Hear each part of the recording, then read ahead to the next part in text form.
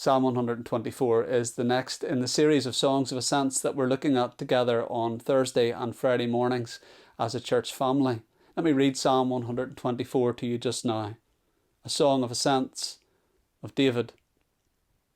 If it had not been the Lord who was on our side, let Israel now say. If it had not been the Lord who was on our side, when people rose up against us, then they would have swallowed us up alive when their anger was kindled against us. Then the flood would have swept us away. The torrent would have gone over us. Then over us would have gone the raging waters. Blessed be the Lord who has not given us as prey to their teeth. We have escaped like a bird from the snare of the fowlers. The snare is broken and we have escaped. Our help is in the name of the Lord, who made heaven and earth. Hemmed in, vulnerable, exposed to threat and difficulty. That's the world that Psalm 124 allows itself to imagine. The psalm begins by outlining a bleak prospect and closes by giving a bright hope and a bright future. Two things from Psalm 124 today to help us as we continue on in our pilgrimage. First of all, this psalm speaks of an existential threat. The psalm opens by thinking the unthinkable, by holding up to the light some unbearable scenarios. The psalm begins by saying, if the Lord had not been on our side. Here's what the converse of our lived experience would be. If God had not been for us, if God had not been with us, then here's how things might have turned out. David here is writing from experience, probably long experience of facing opposition from the Philistines. And he can say that in so many skirmishes and in so many difficulties, if the Lord had not been on the side of his people, then they would have faced an existential threat. They would have faced certain death and destruction. If God hadn't been with us, David says, then we would have been swallowed alive. What a horrendous image. We would have been gulped down whole by the beasts and the monsters of our enemies and opponents. We would have been swept away and overwhelmed by the raging floodwaters of tyranny and terror and horror. If God had not been with us, we would have faced this existential threat alone and we would have been consumed. And verses 6 and 7 portray something similar. They would have been like a vulnerable bird stuck in a snare, caught in a trap, unable, powerless, impotent to free itself from circumstance. The psalmist, the pilgrims who sang this song long after David could say, if God was not with us on the journey, then we never would have made it. We never would have got through. This existential threat would have overwhelmed us. In meditating on this psalm, John Calvin said that God's people were beset by many deaths. That's so true, isn't it? The psalmist is giving every worst case scenario, every possible bad outcome if God were not for us.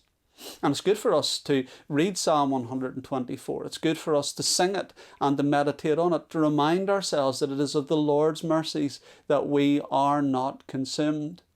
And when we feel that everything's against us, when we feel that circumstances are militating against us, when we feel like the deck is stacked against us, it's good for us to come to Psalm 124 and remind ourselves that we're able even only to sing this song because God's providential care and love has brought us this far.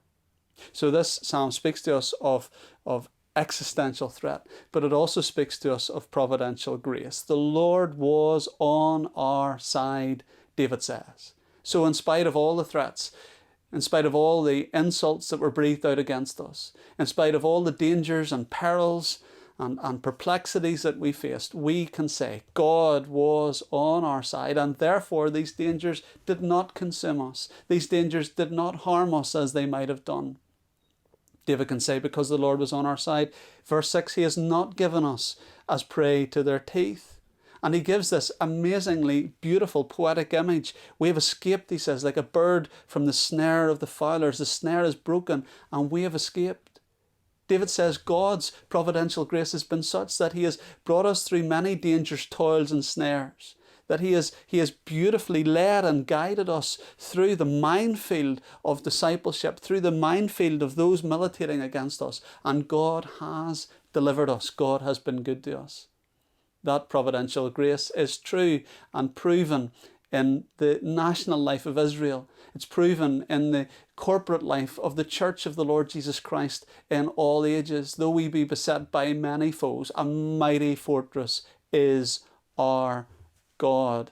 And it's true for us as individual members of God's people. We can look back and we can say, look at how the Lord has preserved us. Look at how the Lord has kept us. Look at how the Lord has delivered us. He's delivered us from sin and death and hell, and He's delivered us from every other threat, significant and insignificant, all the way along this pathway.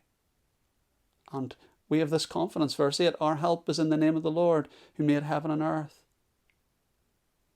The Bible commentator W.S. Plumer said this: in God's almightiness is the defence of all saints. In God's almightiness is the defence of all saints. These believers had come and said, God's providential grace has brought us through. 'Tis grace has led me safe thus far, and grace will bring me home. This morning that gives us great confidence. It gives us confidence for the life of the church across the world. Though the church is in conflict, though the church is undermined, though the church sometimes seems overwhelmed, God is on the side of His people. Paul could boast in Romans chapter 8 that if God be for us, who can be against us? And so we have this great corporate confidence that God will guide us through, God will bring us home, and God's providential grace is sufficient to help us face any existential threat. And that's true for us as individual believers as well. We can trust in God's almightiness. It's available as the refuge of all saints. We trust in the name of the God of the heavens and the earth. We trust in the one who formed and forged the firmaments. We trust in the one who has this long history, who has great previous form in delivering His people. So whatever your burden today, whatever your trouble, you can rest in the great God of this great psalm, whose providential grace brings His people all the way home, draws them all the way out of the snare, delivers them through every conflict and every battle to final victory and to a future victory in which we will see Jesus and rejoice that He preserved us all the way through. If it had not been the Lord who was on our side, let Israel now say, then we would have been swallowed whole, we would have been overwhelmed. But our help is in the name of the Lord who made heaven and earth.